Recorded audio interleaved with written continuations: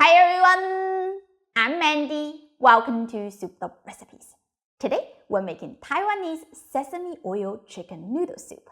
It's super easy to make, deeply fragrant, and incredibly comforting. Just imagine delicate noodles steeped in a steaming, hearty soup that is fused with sesame oil and crispy fried ginger, then topped with tender chicken and mushrooms.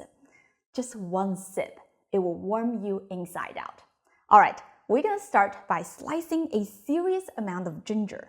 No need to peel it, as long as you wash the root thoroughly.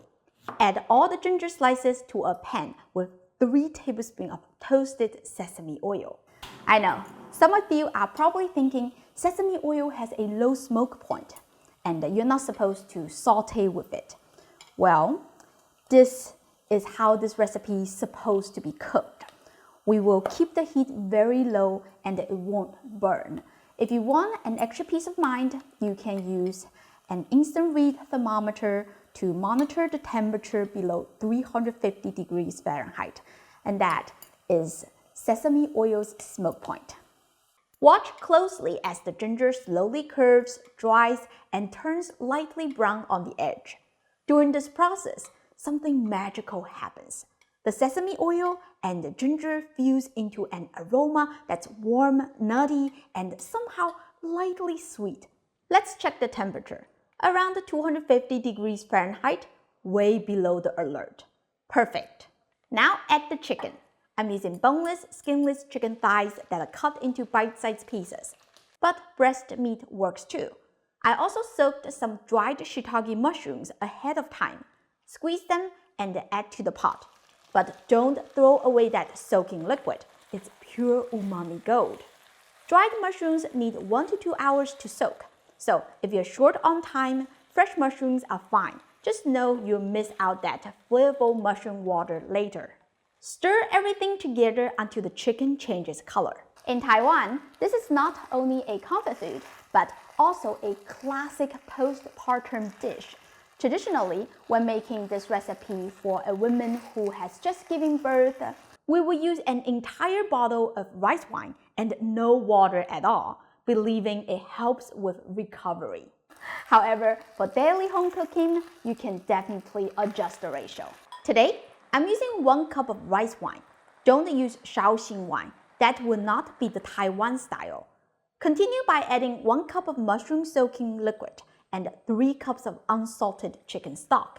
If you don't have the mushroom water, simply use 4 cups of chicken stock instead.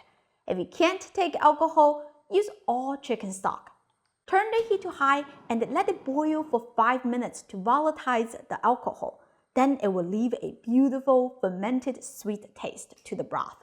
Add a few red jujube dates, which I cut into halves, and remove the pits using a pair of kitchen shears. Put on the lid, switch the heat to low, and let everything simmer for 20 minutes. While that is cooking, prepare the cabbage. You will need about 1/3 of a head. Tear the leaves into bite-sized pieces. Once the chicken soup is done, add the cabbage and cook for just a few minutes or until it is soft. Finish with a little bit of goji berries, then season with salt to taste. This dish doesn't need much seasonings. When the base is right, simplicity is everything. For the noodles, I'm using ultra-thin noodles from Taiwan. They're called 面线. If you can't find them, angel hair vermicelli is a great substitute. Cook them in a separate pot. This is important. We want to keep the soup clean and clear. Since they are thin, they cook really fast, about 2 to 3 minutes, depending on your preference. Serve them with the sesame ginger chicken soup poured over the top. We used a lot of ginger, yet the broth isn't overpowering at all.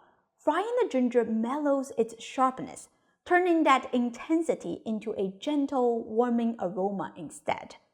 It's the kind of dish that feels familiar and homey, like something families have been cooking for generations. So comforting that before you even realize it, you are already reaching for another bowl. I hope you give this a try soon. As always, the printable recipe link is in the description. Go check it out. Don't forget to like, and subscribe to my channel for more easy and delicious Chinese food. Thank you for watching, and I'll see you next time. Bye!